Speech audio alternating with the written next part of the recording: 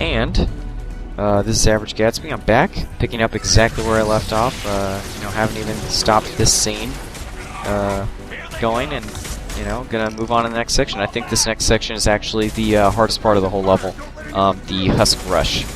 But if you set your guys up right, you should be okay. Nice work. All right, I'll skip ahead of these cutscenes here, and you know, I guess talk about that previous section and talk about what's coming up. In that previous section, you saw that because there's not, I wasn't really tactically placing my guys or Shepard too much, simply because everything is pretty much bridges. So there's no real opportunity for them to flank you. As long as you don't spend an excessive amount of time out of cover, you know, you should be okay. I could do it too. Let's see, I'm gonna have Jack be my biotic specialist, because I need Samara. And then Miranda's gonna lead the next team, just because I don't want to scroll down, take the time to scroll down for Jacob. And then I send Morton back, because he just has this tendency to die. Ridiculously, I don't know. He always just dies on me. I don't know what it is, but whatever. I know if I send him back, my team's gonna be okay. And same weapons. And we'll do this section now. Stay close if you want to live. And now, just something I wanted to bring up, because it always, you know, bothers me a little bit. First of all, I magically got 2 metagel, so, you know, you fill up your metagel in between each of these sections, so don't be afraid of, you know, using, you know, as much of it as you want for, you know, whatever purpose, whether to keep your Shepherd alive or revive your allies. Another thing that's important to note, if you revive an ally at the same time as, you know, you have an opportunity to heal Shepherd, that's 1 metagel, but it actually does 2 different tasks, where if you just use a straight, you know, if you click on the use metagel button, that was very nice. If you just use the metagel button by itself to heal Shepherd, it will use 1, so you might as well try to kill 2 birds with 1 stone if you can. Now, I fired off that, that warp, because as soon as I come around this corner, I'm gonna have the opportunity to combo. And, you know, it's not the one I'd hoped, it's the one on the end, but it's okay. I can still pull and blow him up and maybe get some damage on this guy. I do. Which gives me an opportunity to use pull again, and then use my own, you know, I'll use throw, Samara's throw on that collector drone, just send him out of the level, and, you know, throw to finish him off. And then we're moving on down here to Harbinger. You know, I'm just going to be using everyone's moves, basically. I see that this collector is coming back, but I'm not too worried about it. I can hit him from here. As you can see, you know, throw does a significant amount of damage to health, so when you can, you know, just pop one off. It's super fast, and you know, it does some quick damage right there. Another thing I want to talk about, and just real briefly, I think it's kind of humorous how you can switch weapons at any time, and I'm just kind of wondering, who's carrying all those guns? I mean, you know, it's kind of a lot, and not just for, you know, technically with any party combination you could have any guns, so I don't know exactly what's going on there. I'm gonna hit this guy with Area Reeve right before my Singularity hit, so, and then just finish these guys off with my squad mate throws and my own. Yeah, just send them out of the level. And now I know that there's another target. I'm gonna be doing the same thing as before. Ooh, but I did not want to hit Harbinger, actually. I wanted to hit these collectors. I'll lock down Harbinger, and then hopefully make sure he's locked down.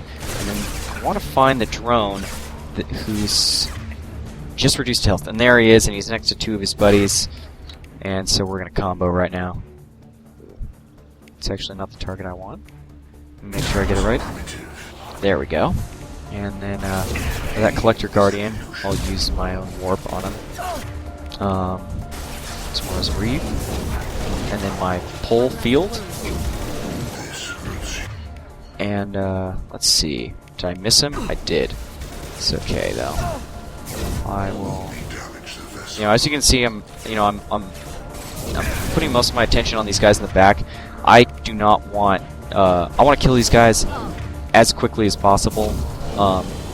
because I am just nervous about another Harbinger appearing. And see how they're...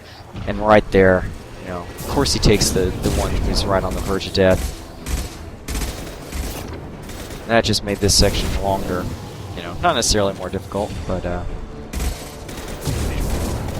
I'm using my squad mate abilities as well. And let's hope I can get this guy before Harbinger decides to capture him as well. I use Singularity because I'm hoping to knock him out of cover, and as soon as I do, he turns into Harbinger again. So, you know, right there, not even listening to my own advice on how to do this, but it's okay. You know, just hang back here, and you can kill him pretty quickly. Let me know when you're ready to move up, Commander. If Harbinger's locked down for the Adept, you know, he's no sweat.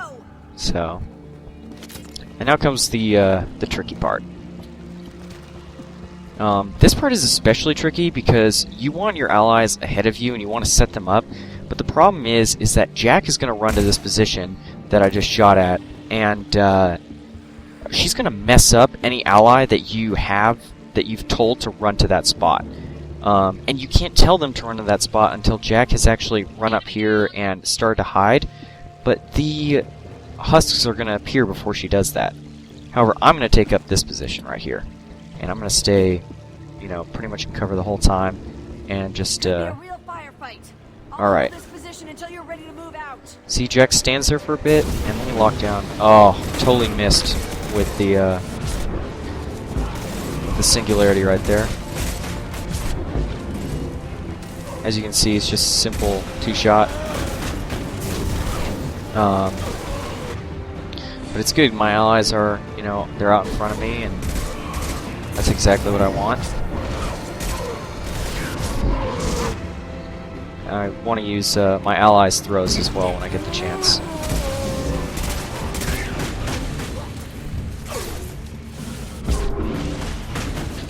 Let's see. Let me lock down that Scion again, and then for this guy...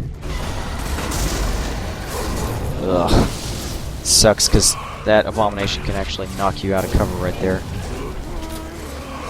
Another missed Singularity on my part, but you know, curving the throw around the corner, and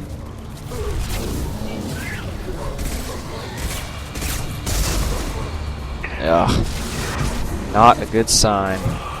Not a good sign at all. Let's see. I'll use Samara's throw, finish him off, and then I'm gonna revive Thane, get my shields back. Even though I'm in melee range, you know, it's pretty much over for this Scion. There's just way too many targets right here for you know, him to try to deal with. Oh no! Haha.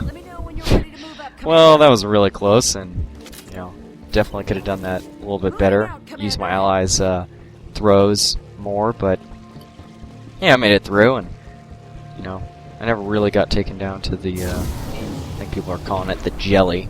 So, right there I'm just laying a Singularity trap. It's heavy Singularity. I mean, this is almost a 50-second little ball, so, you know, don't be afraid to use it like that. As you can see, as soon as they just, you know, I've laid the trap. I don't think any more are going to appear, but for good measure. And Jack's starting to struggle a little bit, but it's okay, Jack. We can make it. And then, as you know, this next section is pretty easy. As soon as I cross that threshold right there, the cutscene starts. So there's no need to like hang back, try to like protect Jack or anything like that. That's not how this section works. Using Singularity to, you know, I'm just trying to hold on to him right there, and then, you know, a couple shots, throw, keep moving. And boom, there we go. And this is a great place to end again. You know, wow, he's timing it so well. Yeah, it's intentional. Anyway, I'm Average Gatsby. Hope you guys enjoyed this section, and I will see you next time.